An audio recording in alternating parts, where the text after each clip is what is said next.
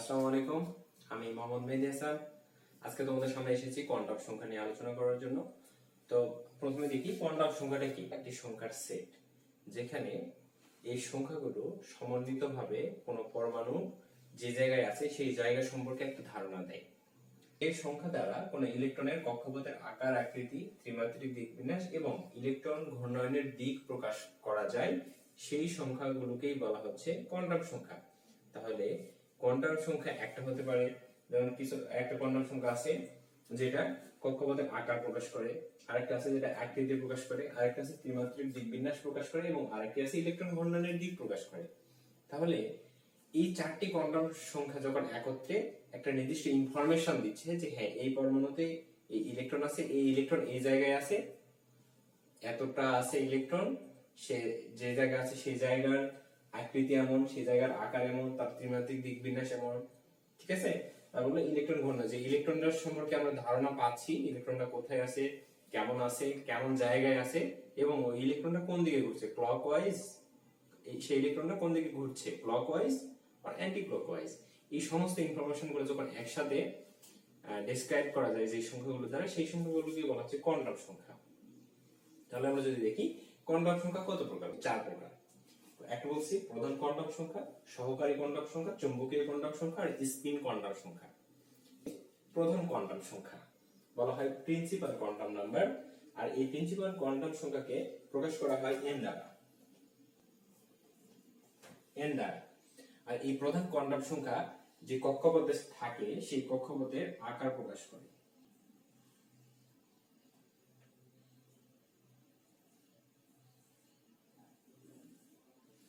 এখানে দেখা যাচ্ছে n এর মান 1, n এর মান 2। আরেকটা যদি আমরা দেখি,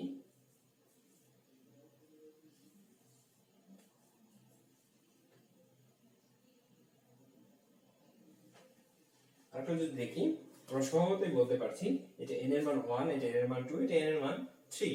তার মানে এই n এর মানটা হতে পারে 1 2 3 4 5 থেকে ইনফিনিটি পর্যন্ত। তার মানে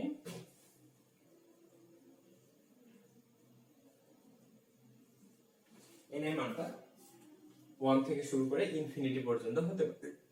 এখানে n টা প্রকাশ করছে যে কক্ষপথে ইলেকট্রনটা ঘুরছে সেই কক্ষপথের আকার প্রকাশ করছে, কত ছোট কত বড়। n এর মান থেকে আমরা সহজেই কক্ষপথের আকারটা বুঝতে পারবো। যদি আমরা বলি একটা ইলেকট্রন তৃতীয় কক্ষপথে আছে আর একটা ইলেকট্রন প্রথম কক্ষপথে আছে, তাহলে কোন কক্ষপথটা বেশি বড়, 1 না 3? আমরা অবভিয়াসলি বলতে পারবো 3, কারণ একটা কক্ষপথে 1 নম্বর যে কক্ষপথ সেটা একটাই কক্ষপথ আছে। আর যে 3 নম্বর কক্ষপথে আছে তারপরেও আরো দুইটা কক্ষপথ আছে, ফার্স্ট কক্ষপথ আছে, সেকেন্ড কক্ষপথ আছে। তাহলে আমরা এই কোয়ান্টাম নাম্বার, প্রধান কোয়ান্টাম সংখ্যা থেকে আমরা বুঝতে পারবো যে ইলেকট্রনটা যে কক্ষপথে আছে সেই কক্ষপথটা ছোট না বড়, ঠিক আছে। তাহলে এটা আমরা প্রকাশ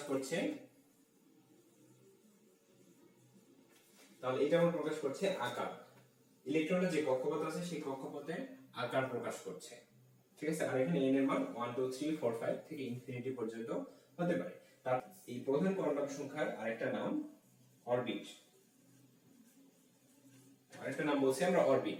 অরবিটটা কি জিনিস? ইলেকট্রন চলার পথ। অর্থাৎ ইলেকট্রন যদি এই পথে চলে তাহলে এটাকে বলা হচ্ছে অরবিট, এই কক্ষপথটাকে অরবিট। যদি ইলেকট্রন এখানে চলে তাহলে এটা আমার অরবিট, এই কক্ষপথে চলে এটা আমার অরবিট, এই কক্ষপথে চললে এটা আমার অরবিট। অর্থাৎ ইলেকট্রন যে কক্ষপথে চলছে সেই কক্ষপথটাকে বা প্রধান কক্ষপথটাকে বলা হচ্ছে অরবিট। আমরা এক কথায় বলতে পারি অরবিট হচ্ছে ইলেকট্রন চলার পথ। বলতে পারো অরবিটটা, এই অরবিটটা হচ্ছে ইলেকট্রন চলার পথ। ইলেকট্রন যে পথে চলে সেই পথটাকে বা সেই কক্ষপথটাকে অরবিট বলা হচ্ছে। আর সহকারী কোয়ান্টাম সংখ্যা কাকে বলা হচ্ছে? সহকারী কোয়ান্টাম সংখ্যাকে প্রকাশ করা হয় এল দ্বারা। এজিমুথাল বা সাবসিডিয়ারি কোয়ান্টাম সংখ্যাকে প্রকাশ করা হয় এল দ্বারা, আর এল ইকুয়াল হচ্ছে n-1। তার মানে n এর মান যা হবে এল এর মান তার চাইতে কম হবে। আমরা এটা বলতে পারি এল এর মান সব সময় n এর মানের চেয়ে ছোট হবে। আমরা যদি বলি n এর মান 4, তাহলে n এর মান কত হবে? 4 - 1 3, ঠিক আছে। যদি n এর মান 2 হয় তাহলে n এর মান কত হবে? 2 - 1, মানে 1, এরকম। তবে এখানে l এর আমরা যেহেতু বলছি সহকারী কোয়ান্টাম সংখ্যা, প্রধান শক্তি স্তরের পরে অর্থাৎ প্রিন্সিপাল কোয়ান্টাম সংখ্যার পরে সহকারী কোয়ান্টাম সংখ্যা দুই বা ততোধিক থাকতে পারে। যদি n এর মান 3 হয় তাহলে বুঝতে হবে এখানে 3 পরে আছে 3 2 1 0। যদি এখানে 1 হয় তাহলে 1 0, অর্থাৎ n থেকে n এর মান বিয়োগ করার পরে যেটা থাকবে সেখান থেকে 0 পর্যন্ত সহকারী কোয়ান্টাম সংখ্যা থাকে। যদি এরকম হয় n এর মান 3 তাহলে n ইকুয়াল হবে 3 1 ইকুয়াল হচ্ছে 2, তার মানে 2 1 0। এরকম n এর মান যা পাবো সেখান থেকে 0 পর্যন্ত n এর মানগুলো হবে, ঠিক আছে। আর এটা আরেকটা জিনিস, এই সহকারী কোয়ান্টাম সংখ্যা কি প্রকাশ করে? আকৃতি প্রকাশ করে। এই আকৃতিটা কেমন? এটা কি প্রকাশ করে? আকৃতি। অর্থাৎ প্রথম কোয়ান্টাম সংখ্যা যেটা প্রকাশ করে আকার, কত ছোট কত বড়, আর সহকারী কোয়ান্টাম সংখ্যা প্রকাশ করছে আকৃতি, দেখতে কেমন।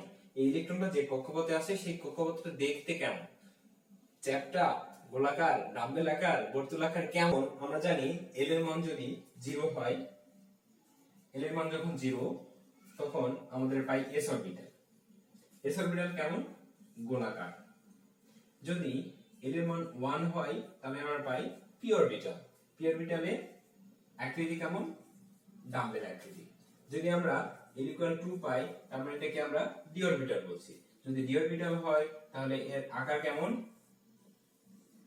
ডাম্বেল আকৃতি। তাহলে এই এক একটা অরবিটালের এক একটা আকৃতি আছে। এই আকৃতি প্রকাশ করছে কোন সংখ্যা দ্বারা?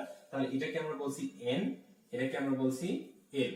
এই l দ্বারা আকৃতি প্রকাশ করছে দেখতে কেমন।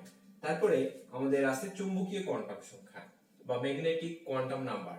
এটা দ্বারা ওই কক্ষপথটি কোথায় অবস্থান করছে, আমাদের 3 ডাইমেনশনাল একটা জানি, এটা যদি x অক্ষ হয়, এটা y অক্ষ, এটা z অক্ষ, এরকম আমাদের 3টা অক্ষ আছে। এই 3টা অক্ষের কোন পজিশনে অরবিটালটা অবস্থান করছে, এই কোন অরবিটালের 3 ডাইমেনশনাল অবস্থানটাই হচ্ছে ত্রিমাত্রিক দিকবিন্যাস। আমরা দেখেছি যে px, py, pz এরকম। তো এই px, py, pz দ্বারা আসলে কি বোঝাচ্ছে? এই px, py, pz দ্বারা আসলে কি বোঝাচ্ছে? এটা দ্বারা বোঝায় যে এই px অরবিটালটা থাকে x অক্ষের উপরে, py অরবিটালটা থাকে y অক্ষের উপরে, pz অরবিটালটা থাকে z অক্ষের উপরে। তাহলে এই যে অবস্থান, ত্রিমাত্রিক অবস্থান, তিনটা অক্ষের সাপেক্ষে কোন অরবিটালের অবস্থান প্রকাশ করছে তাকে আমরা বলছি ত্রিমাত্রিক দিকবিন্যাস। তাহলে এটাকে আমরা ত্রিমাত্রিক দিকবিন্যাস, এটাকে আমরা ম্যাগনেটিক বা চুম্বকীয় কোয়ান্টাম সংখ্যা বলতে পারি, যাতে অরবিটালটার প্রকৃত অবস্থান, 3 ডাইমেনশনাল অবস্থান প্রকাশ করছে তাকে আমরা বলছি চুম্বকীয় কোয়ান্টাম সংখ্যা। তোমরা দেখবা যে dxy থাকে। dxy মানে কি? dxy, dxy মানে x অক্ষ আর y অক্ষের মাঝে থাকে। dyz, dyz মানে এখানে থাকে। dzx মানে এখানে থাকে। dx square minus y square এখানে, dz স্কয়ার এখানে। তাহলে এই যে আমরা dxy, yz, px, py, pz এই যেগুলো আমরা পাচ্ছি, এগুলো কিন্তু এমনি এমনি আসে না। এই ত্রিমাত্রিক দিকবিন্যাস থেকে তাদের অবস্থানটা চলে এসেছে। আর এই ত্রিমাত্রিক দিকবিন্যাসটা নির্ভর করে, অর্থাৎ এটাকে এই mটা, এটাকে আমরা m দ্বারা প্রকাশ করি, আর mটা নির্ভর করে সম্পূর্ণ সহকারী কোয়ান্টাম সংখ্যার উপর, অর্থাৎ m ইকুয়াল বলা যায় প্লাস মাইনাস l। m এর মান যা হবে সেটা প্লাস মাইনাস l। যদি l ইকুয়াল 2 হয় তাহলে m ইকুয়াল কি হবে? Plus minus 2। প্লাস মাইনাস 2 মানে কি? প্লাস মাইনাস 2 হচ্ছে প্লাস মাইনাস 2 প্লাস মাইনাস 1 0। আমরা যখন দেখলাম যে n থেকে l বিয়োগ করলে যেটা থাকে সেটা থেকে 0 পর্যন্ত l এর মান, ঠিক তেমনি ভাবে l এর জন্য যে মানটা পাবো সেটা থেকে 0 পর্যন্ত, অর্থাৎ সংখ্যা রেখার মতো, ঠিক আছে। সংখ্যা রেখার মতো আমরা যে মানটা পাবো সেই মান থেকে 0 পর্যন্ত হচ্ছে m এর মান। যদি কথার কথা যদি as for example যদি l এর মান 3 হয় তাহলে m এর মান কত হবে? m ইকুয়াল হবে প্লাস মাইনাস 3। তার মানে প্লাস মাইনাস 3 নয়, প্লাস মাইনাস 3 থেকে plus minus 3 plus minus 2 plus minus 1 0। অর্থাৎ এটাকে যদি তুমি আরো ভাঙো তাহলে পাবা plus 3 plus 2 plus 1 0 minus 3 minus 2 minus 1। এরকম আমরা যে সংখ্যাগুলো পাবো, তার মানে l এর মান যদি 3 হয় তাহলে আমরা 7টা ত্রিমাত্রিক অরবিটাল পাবো। এই অরবিটালগুলোকে বলা হচ্ছে উপশক্তি স্তর। এগুলো কি বলা হচ্ছে? উপশক্তি স্তর। এটা প্রধান শক্তি স্তর, এটা সহকারী বা শক্তি, এটা প্রধান শক্তি স্তর বা অরবিট বলা হয়, এটা অরবিটাল, আর এগুলো উপ অরবিটাল। এম এর মান যেগুলো পাবো সেগুলোকে বলা হচ্ছে উপ অরবিটাল। তোমরা জানো এল এর মান 0 হলে, এল এর মান 0 এর জন্য এস অরবিটাল, এল এর মান 1 হলে পি অরবিটাল, এল এর মান 2 হলে ডি অরবিটাল। এই অরবিটাল গুলোকে আবার বিভিন্ন ভাগে ভাগ করা হচ্ছে। তোমরা দেখো এল এর মান যখন 1 হবে, যখন এল এর মান 2 হবে, এল এর মান 2 হলে আমরা অরবিটাল পাবো, এখানে যদি ভাঙো দেখো +2 +1 0 -2 -1। আমরা এই যে পাঁচটা অরবিটাল পাচ্ছি, এই জন্য ডি অরবিটাল পাঁচটি, D X Y, D Y Z, D Z X, D X square minus Y square, D Z square. তোমরা যদি দেখো এল এর মান ভাঙো, এল এর মান 1, এল এর মান যদি 1 হয় তাহলে এম এর মান হবে +-1 0 +1 -1 0, তিনটা, এই জন্য বলা হয় P X, P Y, P Z. তার মানে এল এর মানের উপর নির্ভর করছে এম এর মানটা। আর এই এম এর মান থেকে আমরা উপ অরবিটাল গুলো খুব সহজেই আমরা নির্ণয় করতে পারবো। তাহলে তারপরে আমাদের আছে স্পিন কোয়ান্টাম সংখ্যা। এই স্পিন কোয়ান্টাম সংখ্যা প্রকাশ করছে ইলেকট্রন ঘূর্ণনের দিক। ইলেকট্রন কোন দিকে ঘুরছে, ইলেকট্রন ঘড়ির কাঁটার দিকে যদি ঘোরে তাহলে হবে, ইলেকট্রন যদি ঘড়ির কাঁটার দিকে ঘোরে তাহলে হবে +1/2, আর যদি ঘড়ির কাঁটার বিপরীত দিকে ঘোরে তাহলে হবে -1/2। ঠিক আছে, একটা অরবিটালে সর্বোচ্চ দুটো ইলেকট্রন থাকতে পারে, যেমন -1 এখানে একটা অরবিটাল, এই 0 একটা অরবিটাল, দুটো অরবিটাল, এখানে দুটো অরবিটাল, এই প্রত্যেকটা অরবিটালে সর্বোচ্চ দুটো করে ইলেকট্রন থাকতে পারে। একটা ইলেকট্রনের ঘূর্ণনের দিক +1/2 আর একটা ঘূর্ণনের দিক -1/2।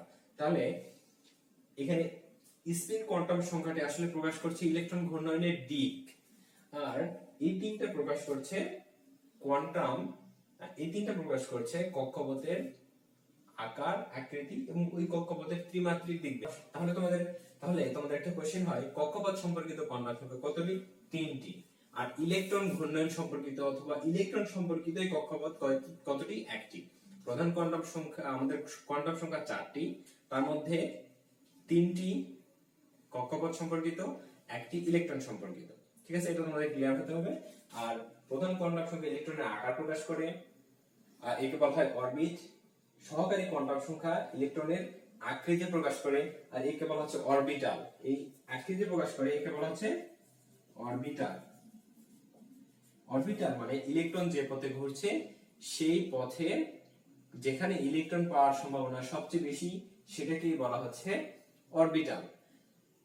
আর চৌম্বকীয় কোয়ান্টাম সংখ্যা এটা প্রকাশ করছে এই ত্রিমাত্রিক অবস্থানে। এই যে আমরা ত্রিমাত্রিক দেখলাম, এক্স ওয়াই জেড অক্ষে দেখলাম, এই এক্স ওয়াই জেড অক্ষে কোথায় অরবিটাল অবস্থান করছে এটা সুস্পষ্ট অবস্থানটা প্রকাশ যে করে তাকে আমরা বলছি ত্রিমাত্রিক দিকবিন্যাস অরবিটাল, অথবা অথবা ম্যাগনেটিক কোয়ান্টাম নাম্বার, অথবা চৌম্বকীয় কোয়ান্টাম সংখ্যা। আর স্পিন কোয়ান্টাম সংখ্যা প্রকাশ করছে, আর এই স্পিন কোয়ান্টাম সংখ্যা প্রকাশ করছে ইলেকট্রন ঘূর্ণনের দিক। ঘড়ির কাঁটার দিকে ঘুরলে +1, বিপরীত দিকে ঘুরলে -1। তো আজকে তোমাদের সাথে এই পর্যন্তই। তোমাদের সাথে কোয়ান্টাম সংখ্যা নিয়ে আলোচনা হবে পরের ক্লাসে। ধন্যবাদ তোমাদেরকে।